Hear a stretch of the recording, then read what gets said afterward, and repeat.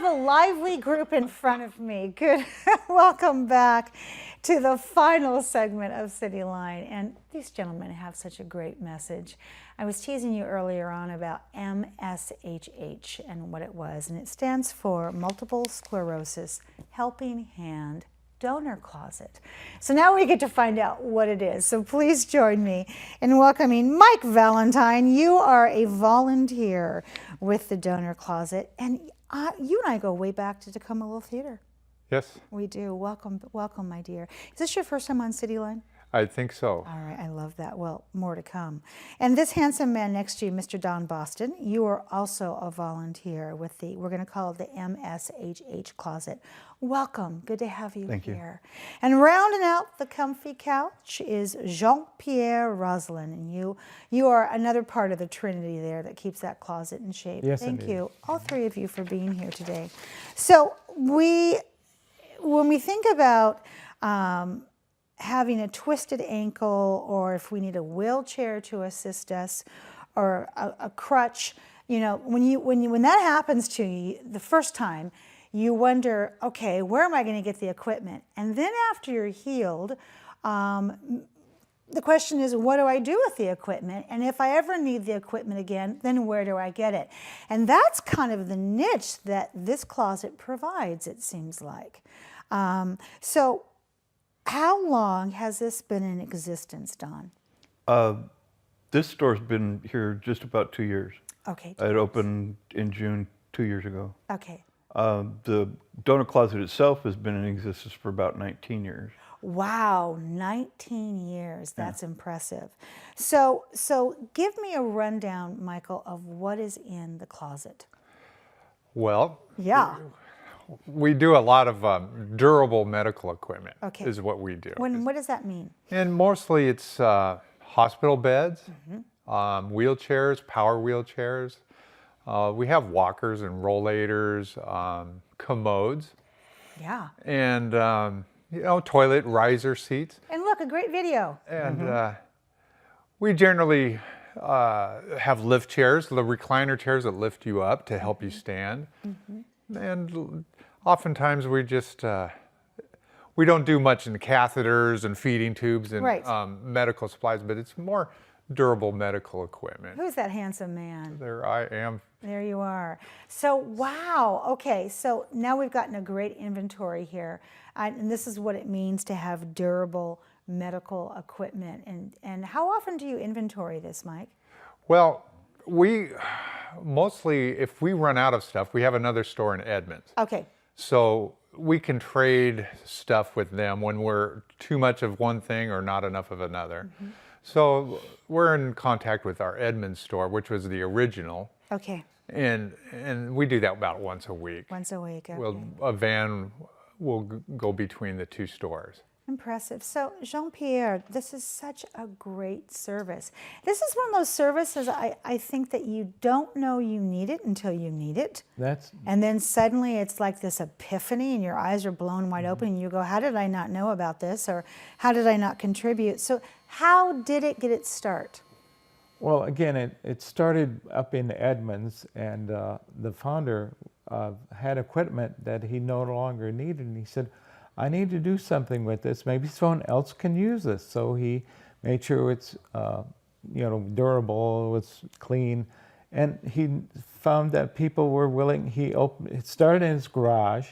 It just got so much bigger that they had to open up a storage area, and more people found that instead of just giving it to some other place, they would give it to someone who could really use it. And the volunteers up there just took the stuff, made sure it was clean, it worked, you know, it wasn't, it was real usable.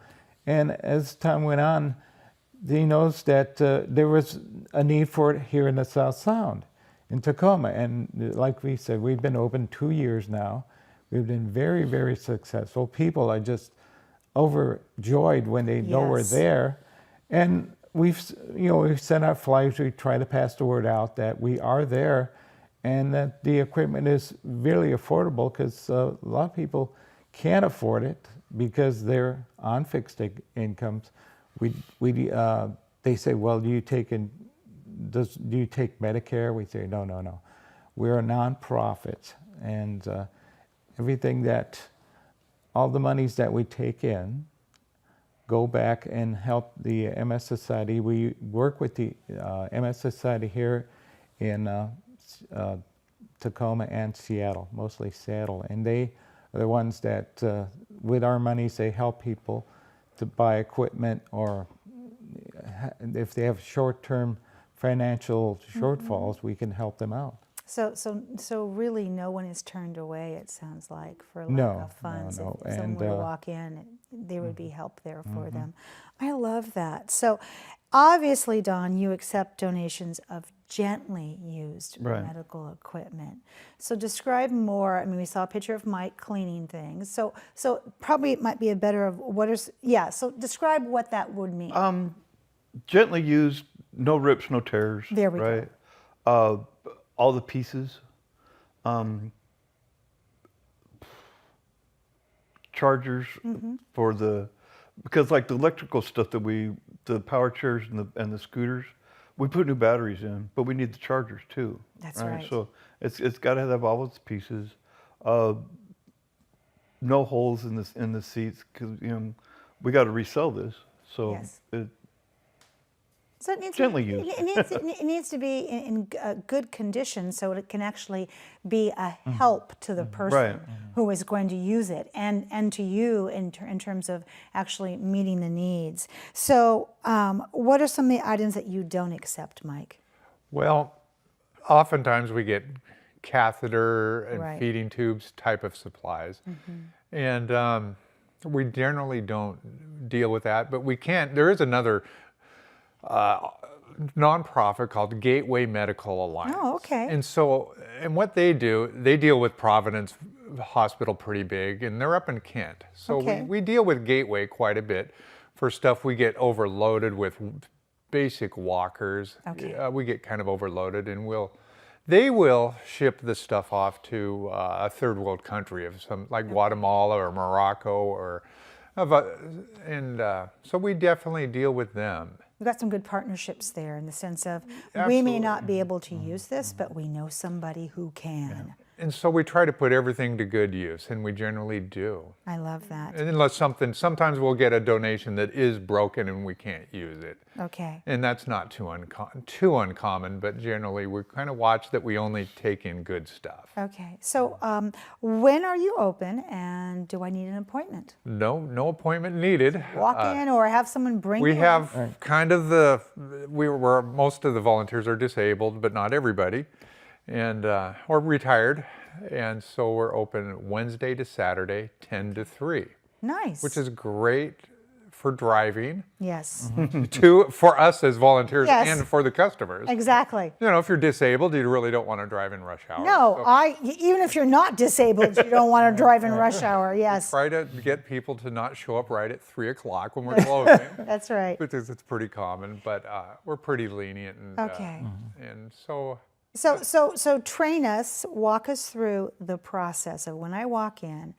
I'm going to pick, let's say I needed an electric wheelchair. What would be the process I would go the through? first thing, which I've been trained by a man that ran a medical equipment store. Okay. And so the first thing is, who is this equipment for, and how big they are, how tall, how Right. their Let's fit it to height, their and size. their height and weight is really critical when it comes to medical equipment, because Yeah, it has it's a to. science. Yeah. it's The got medical to- equipment is definitely rated for pounds, Yes. because Okay. we go to bariatric equipment. All right. So once we get that in place, then you have to check your inventory. And oftentimes people will come in and the person that the equipment's for is not coming into the Exactly. store. And then we will get returns more often, Okay. because it's really good for the person that needs the equipment to show into the store Okay. to make sure it's what they want or it fits them. Okay, so start to finish, we're talking about maybe a half hour of their time to come in and get something, it sounds like. Yeah, it depends what they're looking for. Some people know what they want, and a lot of people come in, they have no clue of what they're even looking for, or All right. Yeah, Okay. you know, so it's nice. It's taken me at least a year just to figure out what I'm doing with medical equipment because I came in knowing nothing. Yeah. So in this last 30 seconds, I know Okay. that we have a call for volunteers. Is that right, Yes. Don? Tell us about We- that. We're a nonprofit, and the whole store is run by volunteers. Oh, And we're a little short right now. Okay. And we could use a couple extra hands. all right. Mm-hmm. Many hands make for light work. So those people who are listening, who are retired and have some extra time on their hands, Anybody, yeah. anybody, come on in and help us out. And again, we our volunteers, we let you set the time you want to spend. I mean, Yeah. you can come in for 3 hours, 2 hours, 1 day, 3 days, whatever you want to do. It's sort of, and it's a great place to work. We feel real good but when we are able to help somebody out, and people Absolutely. are so grateful, and we're happy to help them. Thank you, all three of you, for being here today and for the service that you provide to our community. And I'd like to have you back in a couple of months and see how you're doing with those volunteers and what your needs are. So thank you so much. Thank you. Thank you. Pleasure.